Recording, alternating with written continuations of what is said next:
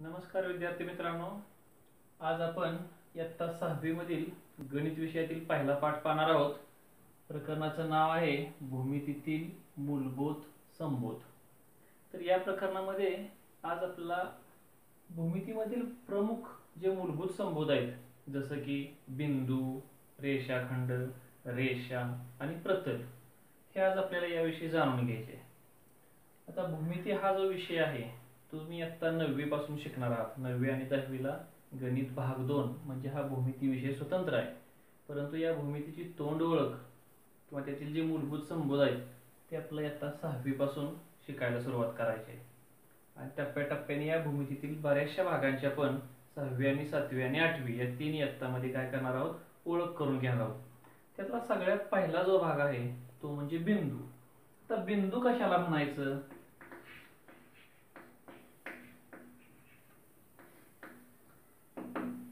बिंदू बिंदू म्हणजे कोणत्या एका टोकदार पेन्सिलीने किंवा पेनने किंवा सुईने जर आपण एखादा बिंदू टिंब काढला तर त्या टिंबाला किंवा त्या भौमितिक संबोधाला आपण बिंदू असे म्हणणार आहोत.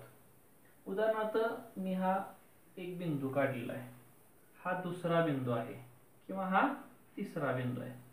परंतु हा बिंदू केवळ असा ओळखला जात नाही, त्याला काहीतरी नाव असावं लागतं.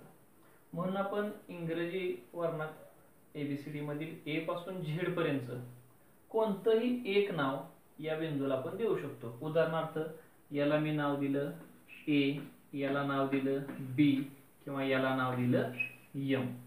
याचं वाचन कसं करणार आहे आपण? तर याचं नाव आहे बिंदू ए, याचं नाव आहे बिंदू बी आणि याचं नाव आहे बिंदू एम.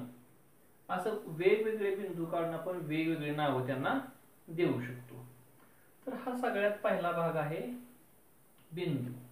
बिंदू नंतर आपला जो दुसरा भाग आहे तो म्हणजे रेषाखंड.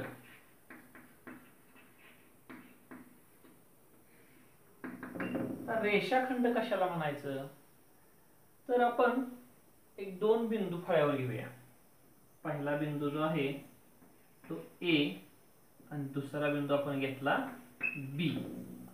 जर मी या दोन बिंदूंना पट्टीने जोडलं तर जी आकृती आपणास मिळेल ती आकृती म्हणजे रेषाखंड AB. म्हणजे कसं बघा, आता मी ही दोन बिंदू आहे ते पट्टीने जोडतोय.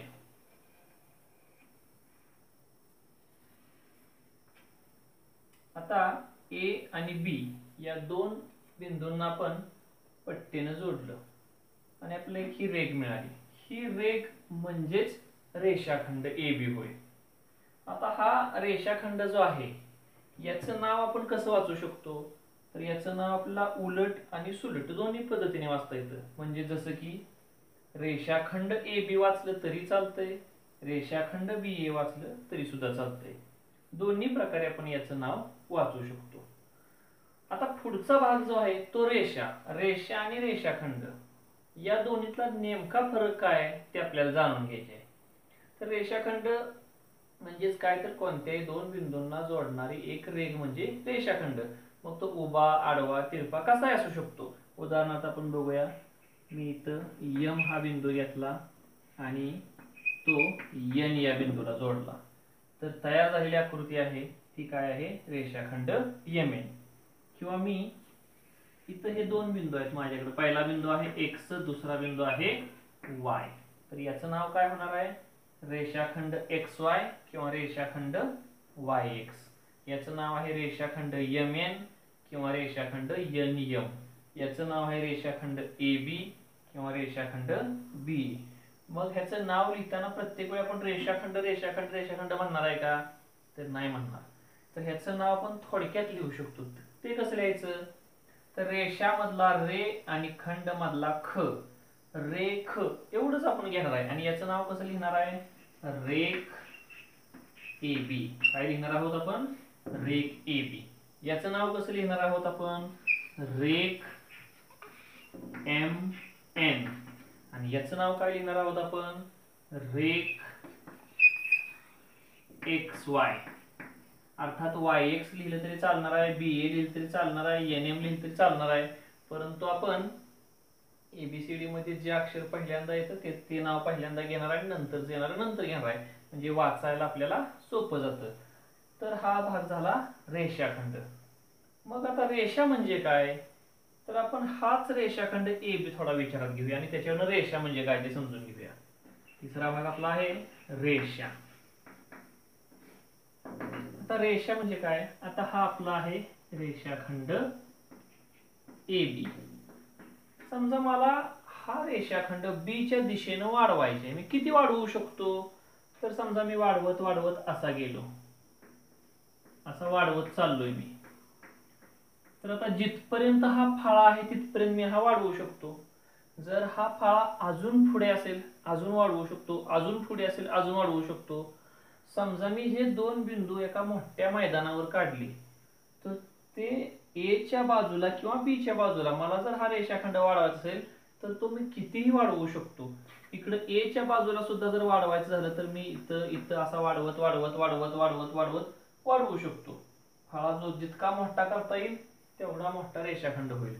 मग विचार करा, समजा हे आकाश जे आहे ते आकाश जर तुम्ही एक सपाट पृष्ठभाग मांडला आणि त्याच्यावर जर दोन बिंदू काढले तर तो रेषाखंड आपल्याला किती वाढवता येईल. आकाश संपणार आहे का, नाही संपणार. मग तो रेषाखंड वाढवला संपेल का, तोही नाही संपणार. मग जर एखादा रेषाखंड दोन्ही बाजूला आपण अमर्याद वाढवत गेलो तर जी आकृती मिळते तिला आपण रेषा म्हणतो. आता रेषा आणि रेषाखंडामधला नेमका फरक जाणून घ्या. रेषाखंड हा त्या बिंदूपाशी खंडित असतो, तो पुढे वाढत नाही. परंतु रेषा जी असते ती दोन्ही बाजूला आपल्याला अमर्याद वाढवता येते. मग नक्की किती वाढवता येते, तर अमर्याद. अमर्याद म्हणजे त्याला मर्यादा नसते. परंतु आता हे जर आपण फळ्यावर एवढाच वाढवलाय, मग ह्याला अमर्याद कसं म्हणायचं, किंवा हा एवढ्यानं अमर्याद आहे हे दाखवता येते का, तर नाही दाखवता येत. मग यासाठी उपाय काय, तर यासाठी आपल्याला दोन्ही बाजूला त्याला बाण काढावे लागतात. बाण काढले की त्या बाणांचा अर्थ असा आहे की बाणाच्या दिशेनं ती रेषा अमर्याद वाढणार आहे. म्हणजे हा रेषाखंड रेषीय स्वरूपात मी कसा दाखवणार आहे, तर हा आपला मूळचा रेषाखंड AB आणि मी आता इकडं वाढवणार आहे तो, म्हणून मी इकडं काय दाखवला, बाण दाखवला. इकडंही वाढवणार आहे, इकडंही काय दाखवला मी, बाण दाखवला. मग आता ह्याला रेषाखंड AB न वाचता याला काय वाचणार आहे आपण, रेषा AB. रेषा AB याचा अर्थ काय, तर ही बाणाची टोके ज्या बाजूला आहेत त्या दोन्ही बाजूंना ती रेषा अमर्याद आहे, त्याला अंत नाही, कितीही लांब ती वाढू शकते. मग या आकृतीला आपण काय म्हणतोय, रेषा. तुमच्या लक्षात आलं का मग हा रेषाखंड आणि रेषेमधला फरक. आता आपण याचं नाव वाचताना कसं वाचणार आहे, तर याचं नाव काय वाचणार आहे आपण, रेषा AB, किंवा याचंही नाव उलट वाचू शकतो, रेषा BA. रेषा AB वाचलं तरी बरोबर आहे, रेषा BA वाचलं तरी बरोबर आहे.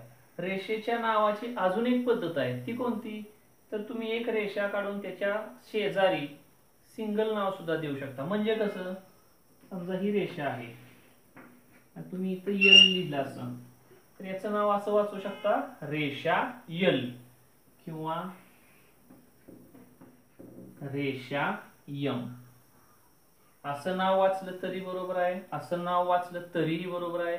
किंवा तुम्ही याच्यावर जर कोणतेही दोन बिंदू घेतले आणि त्या दोन बिंदूंचं नाव वाचलं तरी सुद्धा रेषेचं नाव वाचता येतं. म्हणजे ही रेषा AB आहे, ही रेषा L आहे, ही रेषा M आहे. मला जर वाटलं याच्यावर मी दोन बिंदू दाखवावेत नाही, आता ह्या रेषेवर अनंत बिंदू असतात, परंतु आपण कोणतेही दोन बिंदू घेऊन त्याचं नाव वाचलं रेषेचं नाव होतं. म्हणजे कसं, जर मी इथं बिंदू घेतला M आणि इथं बिंदू घेतला N, तर या रेषेचंच नाव रेषा L सुद्धा बरोबर आहे, रेषा MN सुद्धा बरोबर आहे, रेषा NM सुद्धा बरोबर आहे.